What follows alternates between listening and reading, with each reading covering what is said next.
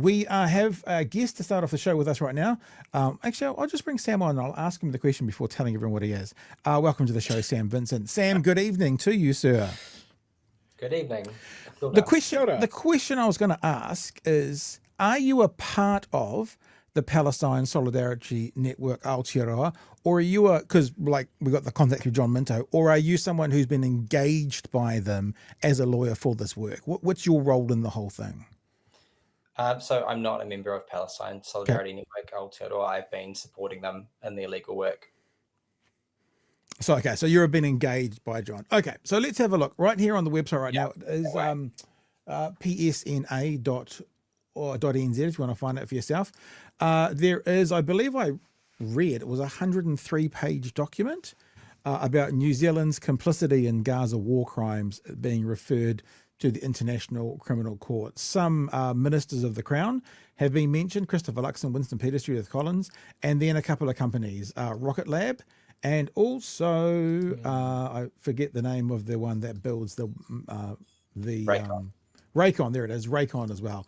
And these are the people that you've included in this document, submitted it to the ICC for war crimes. So rather than us fumbling over the whole thing and getting half of it wrong and you correctness, why don't you just start from the beginning and tell us, what is this referral all about and why?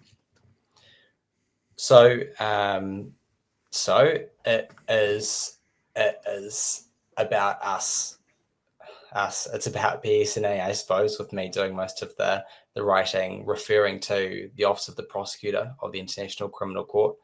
It's at least those 6 individuals. It's trying to deal with what we understand to be the issues of New Zealand complicity, if I could put it that way, or likely New Zealand complicity in the commission of atrocity crimes by Israel. And so that extends to political support. It extends to Rakon and Rocket Lab, and the likely significant support that we believe that they're giving to Israel. That is largely what it's about. And then because you've got those 6 individuals, we're talking about the International Criminal Court. So what happens at the International Criminal Court is that individuals, rather than nations, are tried for their commission of atrocities. And so we've identified the individuals who we think are most likely criminally responsible from the New Zealand perspective for helping Israel to commit their crimes. And there are some serious issues that we've been dealing with. Okay, so when you say criminally liable, obviously that implies an action that can be judged criminal or not. What are the actions you're talking about, especially for the ministers? We'll get onto the company shortly, but for the ministers, what have they done that you believe to be criminally liable for this? Yeah, so the way I see it with the government ministers, it's twofold. There's the kind of the political support that they've given to Israel, and then there is the way that they have allowed the likely material support, military and intelligence support to Israel. So I guess I'll deal with that secondly, if we're looking at the companies later. But dealing with the political support, it's along the lines of, in the earlier months of the war, Christopher Luxon, Winston Peters repeatedly made out that Israel was acting in self-defense, while tens of thousands of people were being killed by Israel. They only said that during the earlier months of the war because it no longer worked, really, them saying that. But there are various ways that they've continued to support Israel's position. One thing in particular that Christopher Luxon did a number of times was that he made out that it wasn't possible for Israel to cease its violence via a ceasefire. He said a number of times that a ceasefire would require Hamas to take certain actions like disarming. And in his joint statements with the leaders of Australia and Canada, he said that Hamas must disarm. A ceasefire cannot be one-sided, and that's just not true at all. There was no justification for Israel to continue its violence. They were ordered by the International Court of Justice to stop.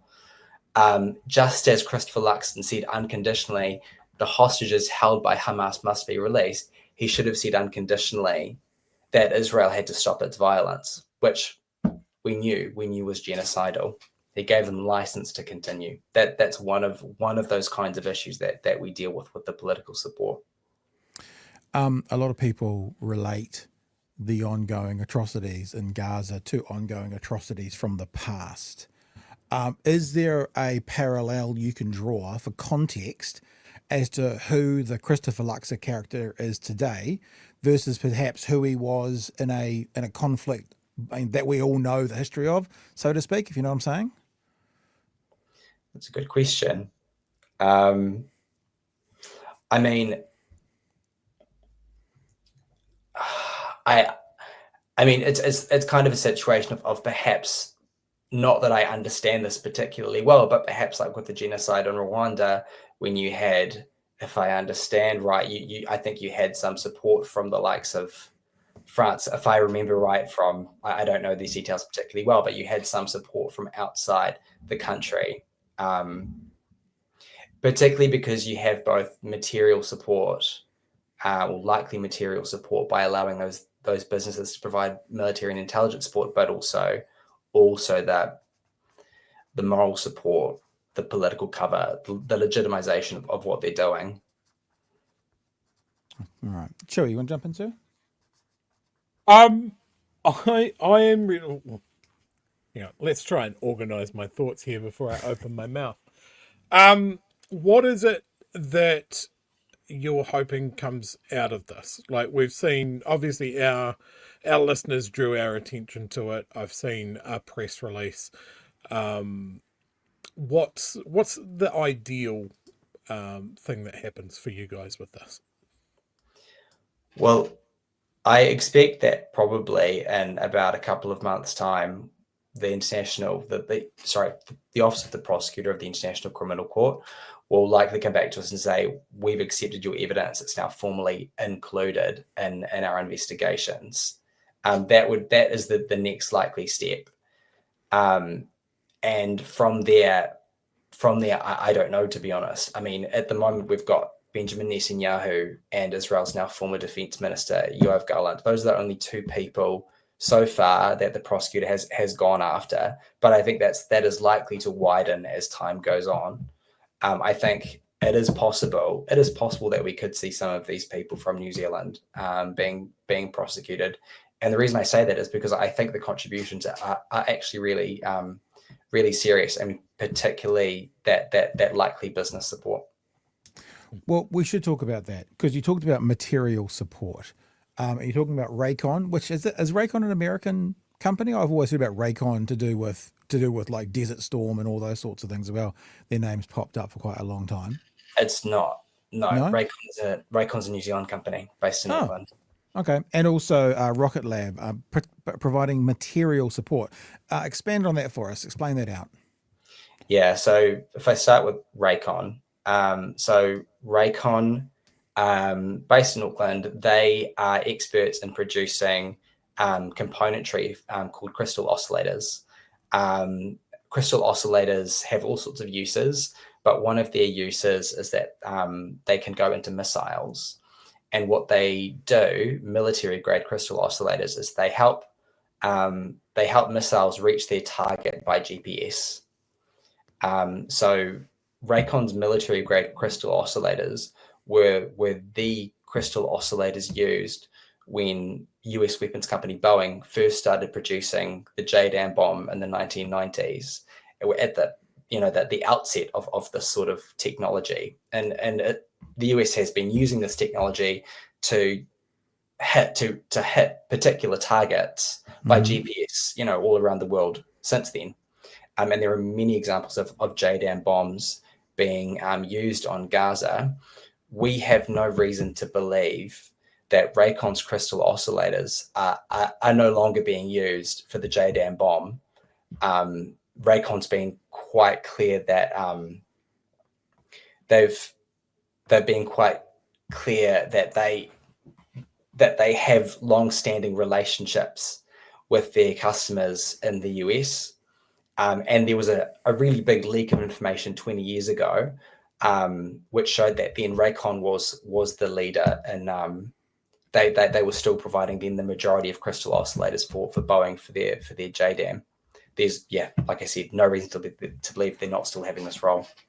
For want of a better word, the product or the components provided by Rakon, are they like an off-the-shelf component? Like, can anyone buy them, or are they tailor-made for a bomb, for an army, for a time such as this? Like, because that would involve sort of more complicity than they're using some of our stuff, but lots of other people use it as well. Well, I think if you look at that leak of information from 2005, 2006, it's actually still available online. It was published by the New Zealand Herald. There was communication then about Rakon's customer in the US, which was then Rockwell Collins, which became Collins Aerospace, which is now part of RTX Corporation, which is a very large weapons company. When they secured the contract for the JDAM, they were producing the precision guidance technology, and then Rakon was providing the crystal oscillators to Rockwell Collins. That information was fed back to Rakon. So I think they are specifically, I think they have been specifically designed for the JDAM, at least for the JDAM. I don't know what other munitions they are specifically designed for. But they don't present themselves as being specifically for the JDAM. I don't see why they would be uniquely for it. Yeah, okay. Chewie, do you want anything on about Rakon before we go on to Rocket Lab? Rocket Lab? Yeah. Yeah, Rakon's an interesting one because they do a range of products that I would say are like definitely very high tech, but definitely multi-use as well.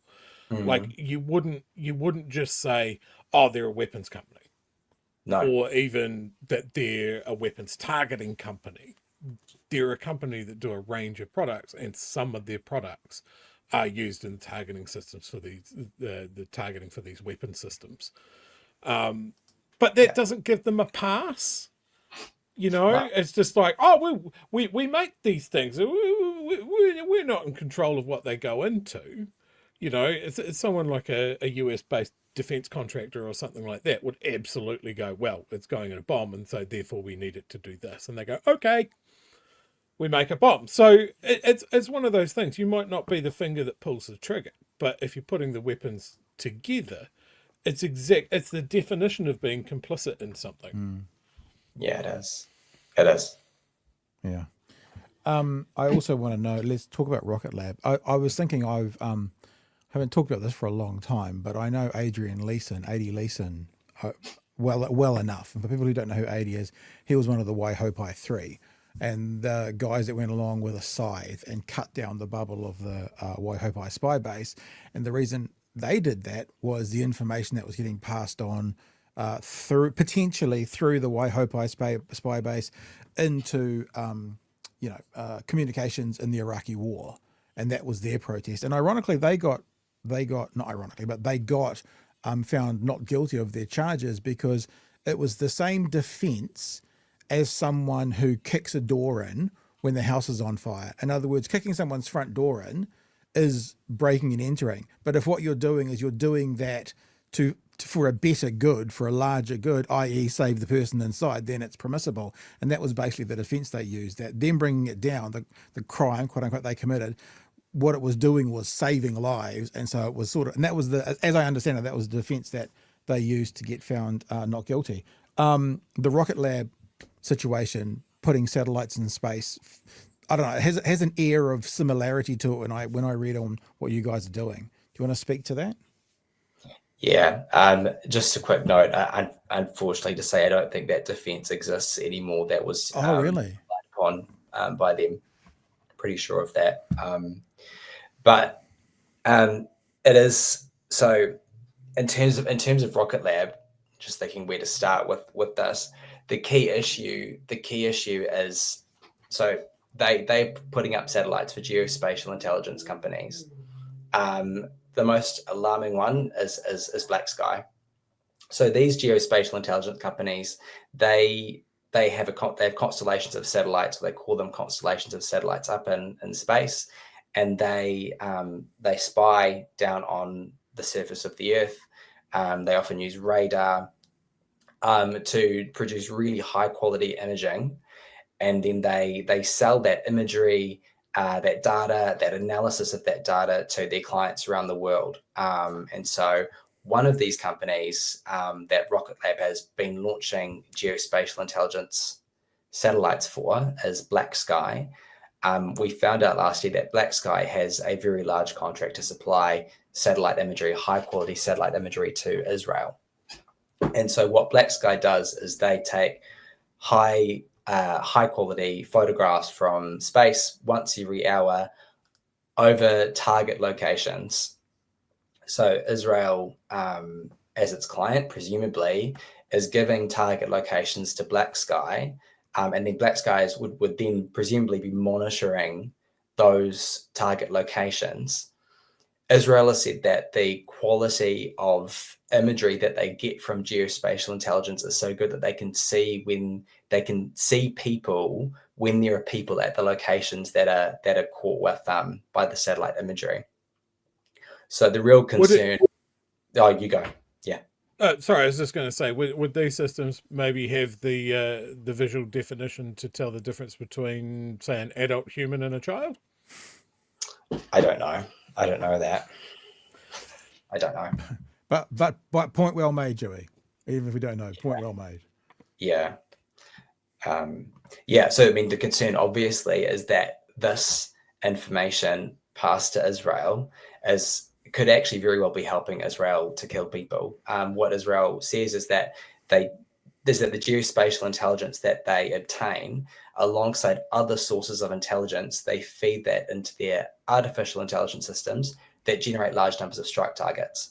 When they've got those strike targets, they then go off to an officer to be signed off, and then they go strike. So they're selecting a large number of targets within the population,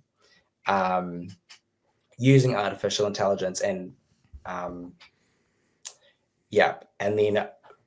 I think it's likely that the intelligence that Black Sky is giving Israel can actually help them to choose when to strike particular targets.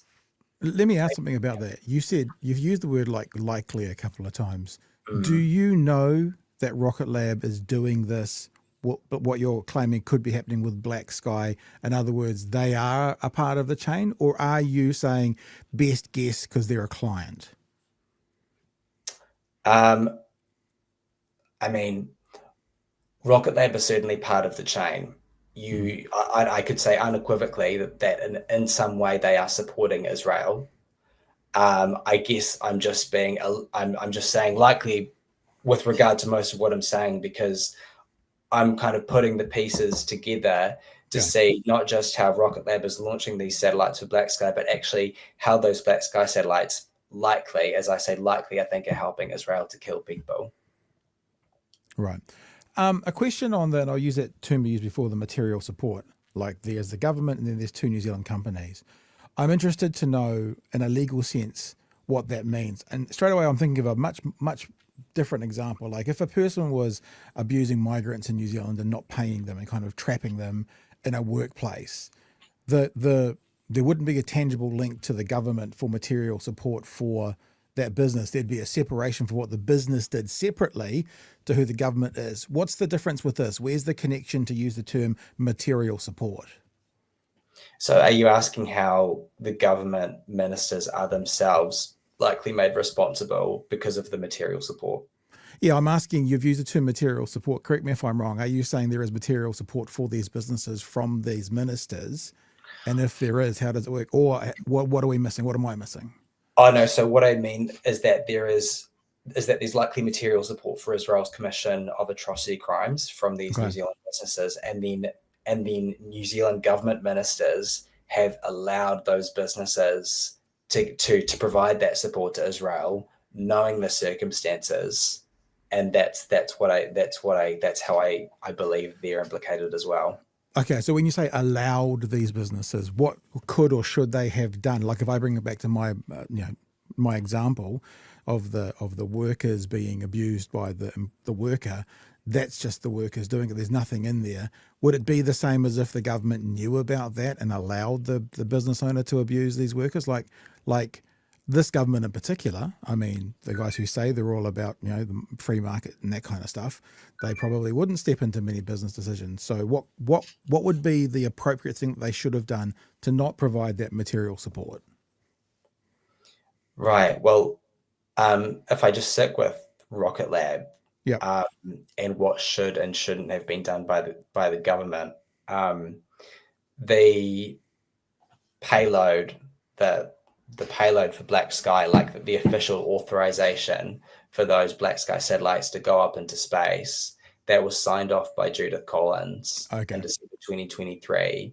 So she had to give approval for that, and that's supposed to take into account the human rights considerations of those satellites going up into space. Okay. That's much clearer. I mean, you get a tangible connection. Her signature is on some paperwork that enabled this to happen. It is. So in saying that, if her signature's on, why just these? I haven't got the list up now, but why just these 3 or 4 ministers and prime ministers? Why not like the whole cabinet?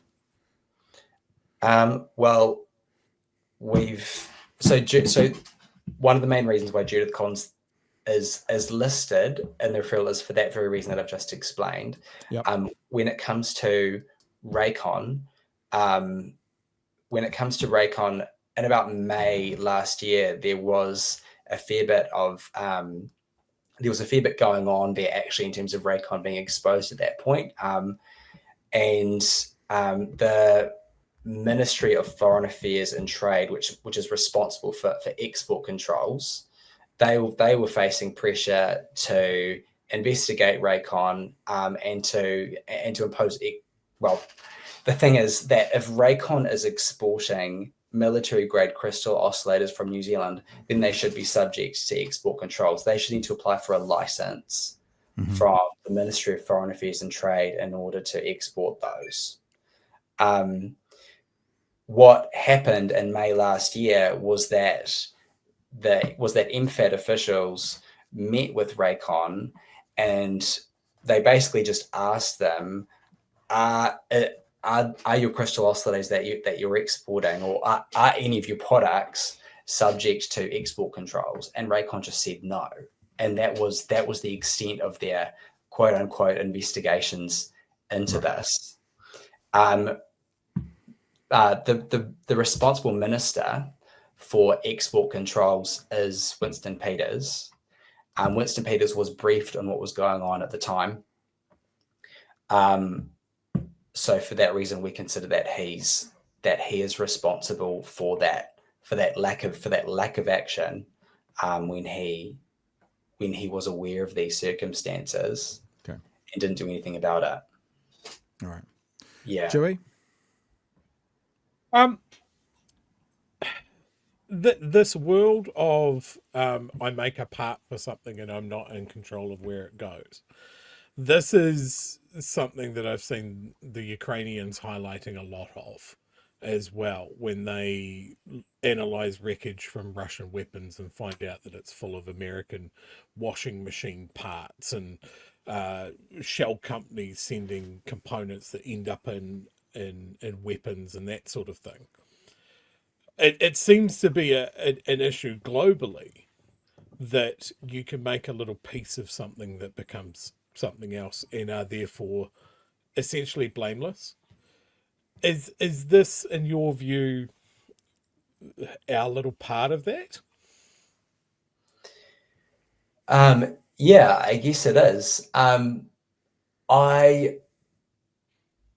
It's the thing is that if the supply of products like Rakon's military-grade crystal oscillators, if they are contributing towards Israel's commission of atrocity crimes, which I believe they likely are, and then if Rakon is allowing this to happen while knowing of that likely contribution, and if in fact it turns out that it is proven that the crystal oscillators have been used in those missiles that have been used on Gaza, then they have knowingly helped Israel to commit atrocity crimes.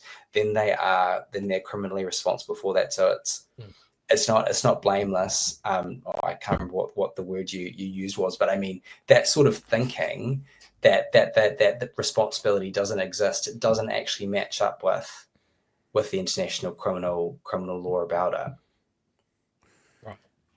Right.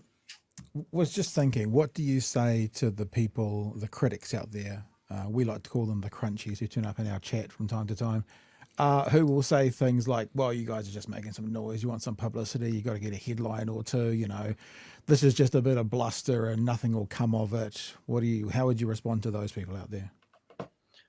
Well, I think, to be really frank, there are two things that I want out of this. I want a process towards accountability to be in train, but I also want these activities to stop. I want them to be investigated, and these likely contributions from New Zealand, I also just want them to stop. So there is that as well. So yeah, I can't deny that in being the lead writer of this ICC referral, that I'm also trying to expose this likely complicity, because justice is meant to be open. Justice is more than just a court. It's more than just a prosecutor. It's actually a bigger social thing. And it's the other point also is that by identifying the likely commission of international crimes here, these aren't crimes that can only be prosecuted in the International Criminal Court. These are also crimes. These are also New Zealand crimes. And it's not entirely out of the question that one day these likely crimes might not be prosecuted in New Zealand, just as you can prosecute international crimes in New Zealand or in any individual jurisdiction around the world. Because that's sort of my last question, I guess, is, we know that the ICC has arrest warrants for some Israeli leaders. What will this do? Let's say it gets to that end goal and you guys, put before the courts and they agree with you, and this is tantamount to war crimes or associated with war crimes, whatever the decision would be. Then what? Doesn't seem like Netanyahu's making. He doesn't seem to have such a big deal with his arrest warrant at the moment. Yeah, well, if he wants to not get arrested, then he has to not go to a number of countries around the world. I think that is just the logistical limitation of the ICC's jurisdiction. But I mean, yeah, that is the reality of it. I suppose on the upside, his travel is severely limited. Not that that's accountability, but yeah, that is the limitation of the ICC for sure.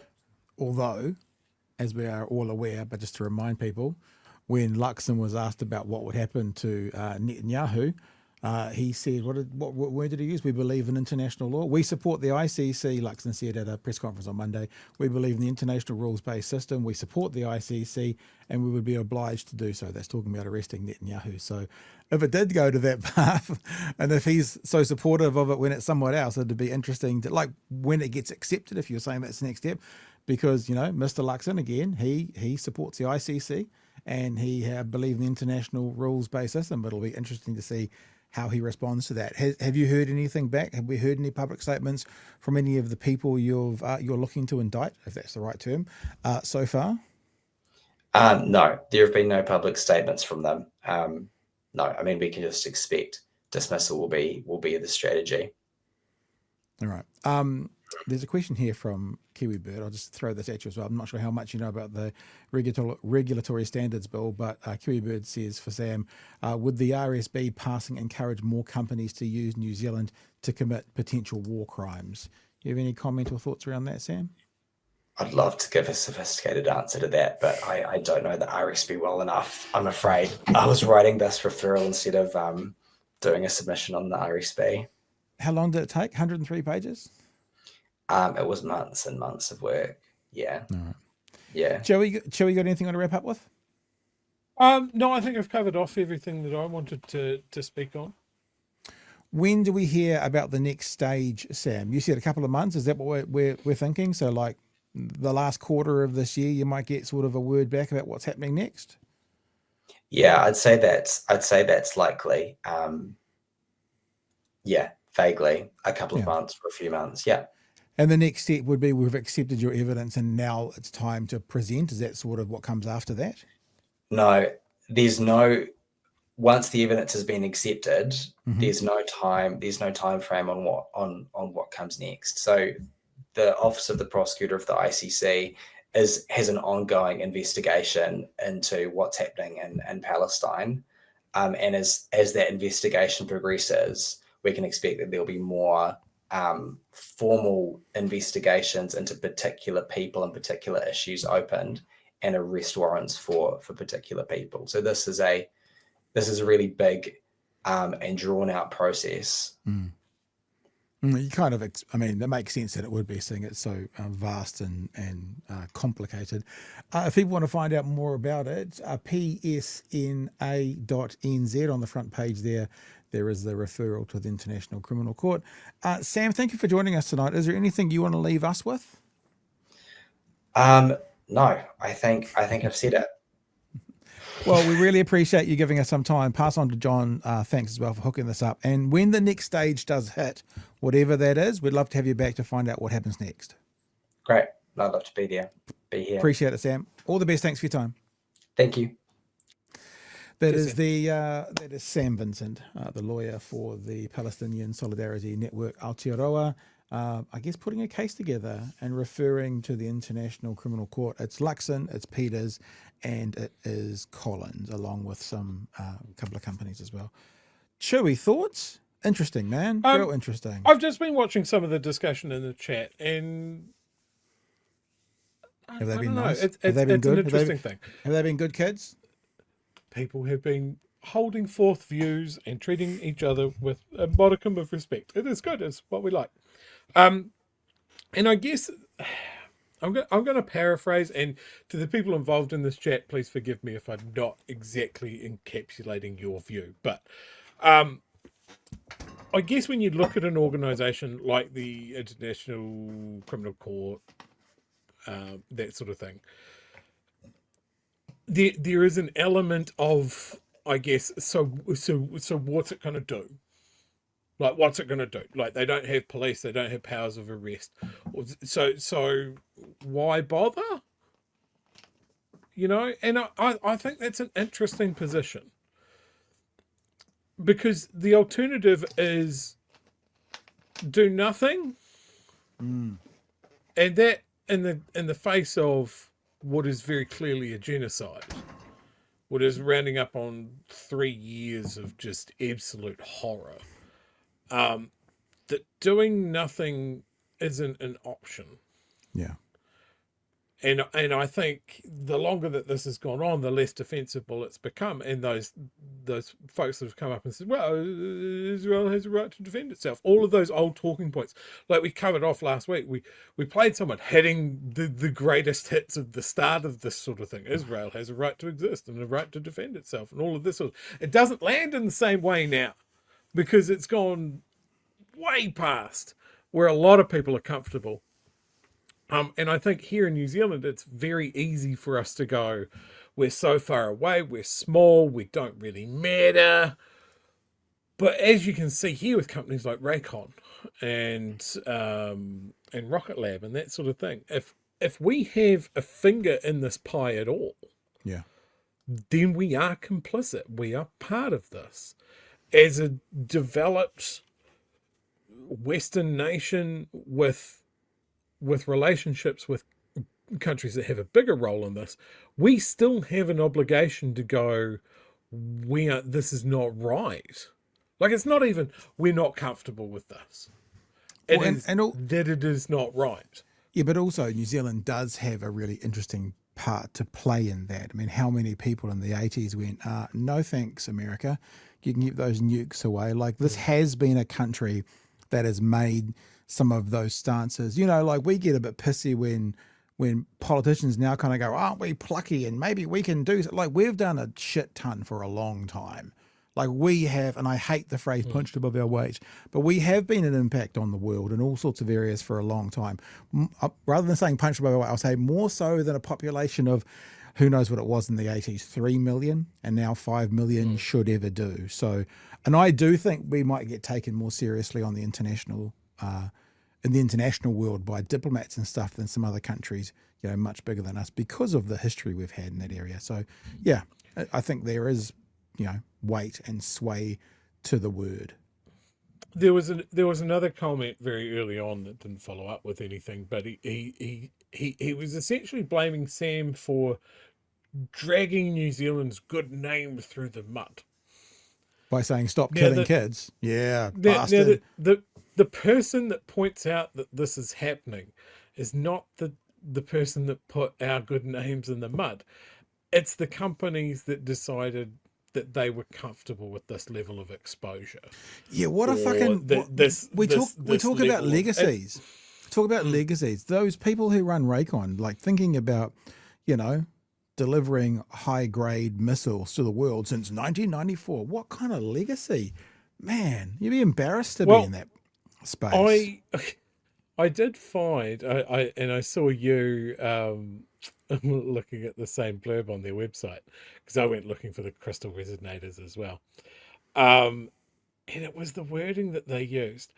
Frequently asked questions. What are the key applications of crystal resonators? Now, I've got to say this on Rakon's website. It is very bland, sort of like just tech product website. It's all nice shades of white and that sort of thing. But yeah, what are key applications of crystal resonators? Now, count them off. Crystal resonators are used in many applications, including in-dash personal navigation devices, microwave backhaul networks, smartphones, tablets, GPS modules, and G-sensitive defense equipment. We'll just leave that one at the end. Yeah. So yeah, I found that quite interesting. But it's also interesting when you're on that. They don't have a picture of a missile as their example. No, they don't have a JDAM.